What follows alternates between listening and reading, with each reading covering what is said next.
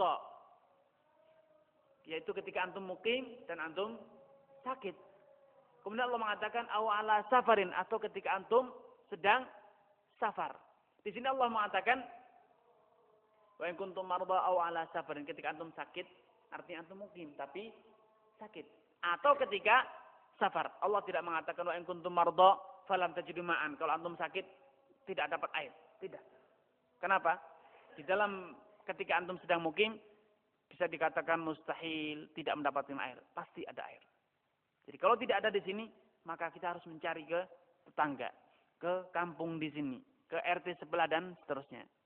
Sehingga secara logika, secara fakta tidak mungkin orang mukim kemudian dia tidak mampu untuk berwudu.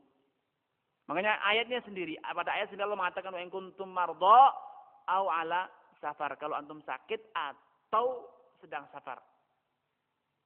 Sehingga kalau antum sedang tidak sakit dan sedang mukim, secara fakta tidak mungkin antum boleh bertayamum. Karena Allah mengatakan antum marda aw ala safar. Sehingga kalau antum tidak memenuhi dua hal ini, tidak sedang sakit dan juga tidak sedang safar, mukim dan sehat walafiat, secara aklan tidak mungkin antum boleh bertayamum. Namun sebagian orang salah paham. Mereka memahami kata-kata falam tajidu ma'an, tidak mendapatkan air itu artinya di rumah saya tidak ada air. Betul, di rumah antum tidak ada air. Tapi sekedar antum buka pintu, antum teriak ke tetangga, Pak ada air enggak?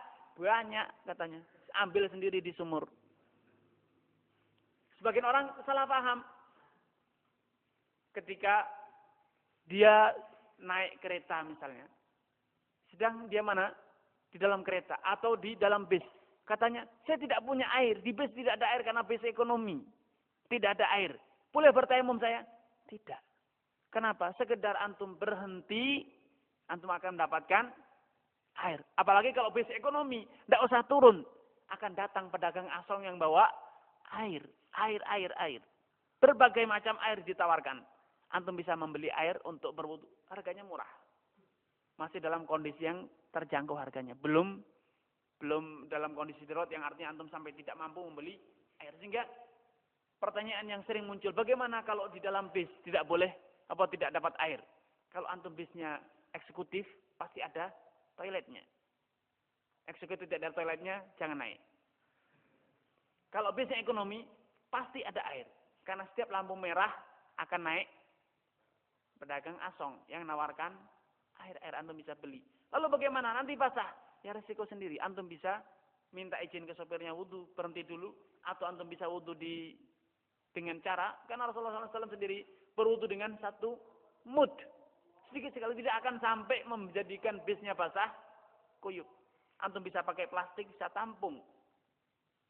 Sehingga tidak akan mengganggu orang lain. Fleksibel sekali, mudah sekali. Sehingga tidak ada alasan sekedar naik bis, tidak bisa berwudu, harus tayamum, tidak. Selama antum mendapatkan air. Karena Allah mengatakan, simak ayatnya. Wa in kuntum marda. Syaratnya sakit, yaitu ketika mukim antum sedang sakit. Aw ala safarin. Atau ketika antum safar, tapi ada syaratnya. Apa? Falam tajidu ma'an. Antum tidak menemukan air, tidak mendapatkan air. Jadi kalau safar ada syaratnya. Yaitu tidak mendapatkan air. Namun kalau dalam keadaan mukim, kata-kata falam tajidu ini merupakan kait yang tidak mungkin terwujud. Makanya para ulama mengatakan, para mufassirun, kata-kata falam tajidu ma'an ini merupakan kait pada qaulihi wa in kuntum aw ala safarin. Merupakan kait dari kata aw ala safarin. Adapun ketika antum sakit, itu ada air atau tidak ada air, antum boleh bertayamum. Sehingga kata-kata falam tajidu ma'an ini hanya berkaitan dengan kata aw ala safarin. Tidak berhubungan dengan kata-kata wa in kuntum marda. Karena kalau sakit ada air atau tidak ada air boleh tayamum. Tapi kalau musafir hanya boleh tayamum kapan? Kalau tidak lam yajid ma'an, tidak mendapatkan air. Sehingga kata-kata lam yajid ma'an ini benar-benar harus terwujud, benar-benar tidak ada. Bukan sekedar belum ada. Beda antara belum ada dengan tidak ada. Tidak ada, dicari-cari tidak ada. Tapi kalau belum ada, sebentar lagi akan ada. Belum ada pedagang asong yang naik, iya betul. Tapi tidak akan lama lagi akan naik pedagang asong. Yang bisa antum beli air darinya untuk berwudu. Atau bahkan mungkin antum turun, sudah turun di sini, sholat di pinggir jalan, di tengah jalan atau di tengah perjalanan antum. Sholat di tengah jalan jika mau apa? Resiko sendiri. Tapi biasanya kalau orang yang sholat di tengah jalan dianggap sebagai wali. Jadi jangan takut. Bis-bis pun akan takut mendekat. Jangan khawatir. Truk pun, wali sholat di tengah jalan ini. Malah takut. Banyak yang antre nunggu air. Minta airnya Pak katanya. Jadi ponari baru antum. Jadi bisa saja selama bisnya ekonomi antum bisa turun di pinggir jalan. Sholat di masjid terdekat. Dan bisa nyegat bis yang lainnya. Tidak perlu khawatir. Namun permasalahannya apa? Permasalahannya adalah rasa malas. Itu yang jadi alasan untuk komplain. Bagaimana susah kalau harus berwudu di dalam bis. Malas. Padahal mudah sekali. Satu mut bisa berwudu. Namun permasalahannya kita terbiasa apa? Berwudunya harus satu ember yang jadi masalah. Kita terbiasa, makanya biasakan diri antum ketika berwudu dengan air sedikit saja. Jangan suka buka air besar-besar, keran besar-besar berwudu sehingga kalau ditampung wudu kita satu ember. Biasakan dengan air yang kecil, berlatih. Berlatih dalam kondisi-kondisi macam ini. Tatkala antum sudah terbiasa wudu dengan air sedikit, nanti dalam kondisi seperti ini, ketika di dalam bis atau yang lainnya antum makan mudah, tidak repot. Buka air, minum, wudu bisa. Tanpa harus basah kuyup di mana-mana. Itu bisa kita lakukan. Jadi tidak ada repotnya, tidak ada susahnya. Jadi sekali lagi saya tekankan, uzur yang membolehkan antum tayamum ada dua, yaitu ketika antum sakit dan antum tidak mampu menggunakan air. Namun sekedar sakit pusing tidak menjadi alasan untuk bertayamum. Ini luka sedikit tergores, tadi mau merauti pensil tergores sedikit. Ini tidak menjadikan antum boleh tayamum. Karena apa?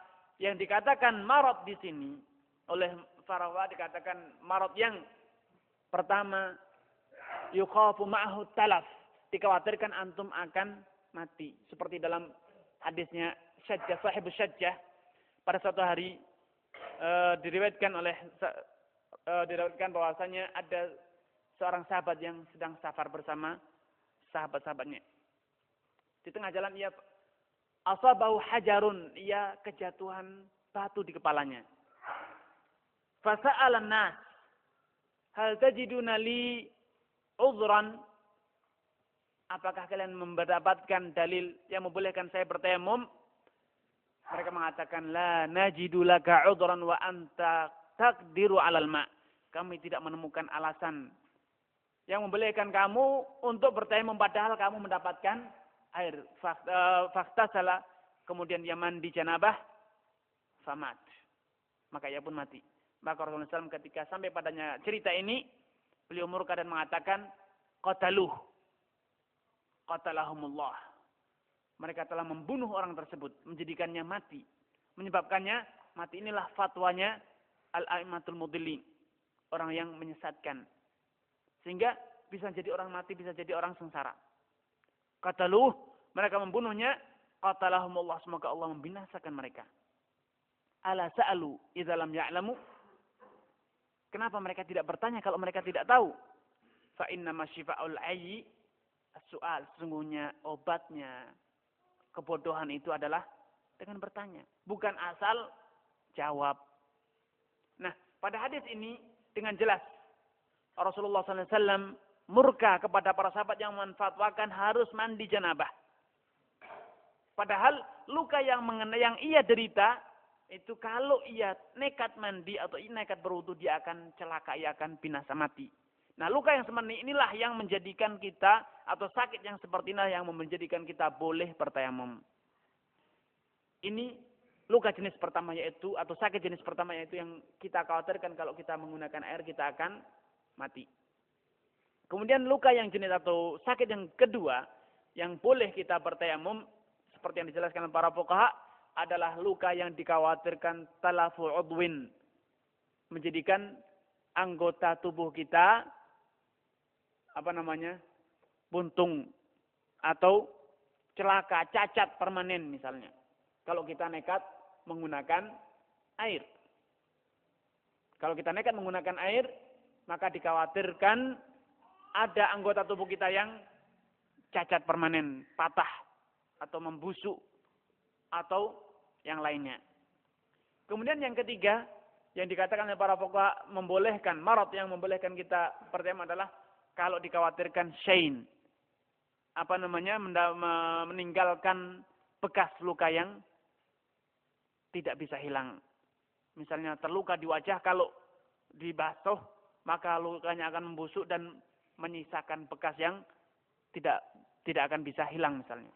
Kalau lukanya seperti ini, maka itu boleh bertayamum. Adapun kalau sekedar kena air, perih sedikit, itu tidak membolehkan, tidak menjadi alasan bagi kita untuk bertayamum. Tetap harus berwudu. Karena itu apa? Tidak menjadikan kita binasa, tidak menjadikan kita kehilangan anggota tubuh, dan tidak menjadikan lukanya menjadikan cacat yang lama, misalnya menjadi membusuk dan lain sebagainya. Sekedar rasa sakit sedikit, rasa pedih sedikit, itu tidak menjadi alasan untuk bertayamum. Kecuali kalau lukanya parah, harus diobati. Kalau kena air maka tidak akan sembuh. Misalnya orang yang patah tulang, kalau tidak digips karena hanya ingin mempertahankan bisa berwudu dengan sempurna, maka tangannya tidak akan pernah bisa sembuh. Maka terpaksa dia harus digips agar tangannya bisa sembuh. Dalam kondisi seperti ini boleh dia kalau tidak dia tidak bisa berwudu, dia boleh bertayamum. Dalam kondisi sekarang gips itu sudah bagus sehingga kita bisa berwudu dan cukup mengusap di atas penyakit kita. Tapi kalau ada luka yang dalam zaman dahulu masih susah zaman dulu itu untuk bisa melakukan perawatan semacam ini. Sehingga kalau ada luka yang parah, yang tidak dibalut, sehingga kita takut untuk wudu menggunakan air, maka kita boleh bertayamum. Boleh bertayamum. Jadi rasa sakit atau sakit yang membolehkan kita bertayamum adalah sakit yang menjadikan kita takut binasa mati, atau cacat permanen, atau kehilangan salah satu anggota tubuh. Nah, kapan kita bisa mengatakan ini sakit yang membahayakan semacam ini? Semuanya itu harus menggunakan keterangan tenaga medis yang bisa dipercaya. Seorang muslim yang adil, yang taqi, yang bertakwa. Adapun keterangan tabib kafir atau tabib fasik, menurut para fuqaha tidak boleh dijadikan sandaran hukum. Jadi kalau kita sakit seperti ini, apakah kita boleh menggunakan air? Lihat siapa yang memberikan penjelasan. Dokter muslim atau kafir. Kalau kafir tidak boleh digunakan dasar hukum. Tidak dapat dijadikan alasan. Kita harus mencari tabib yang muslim dan adil.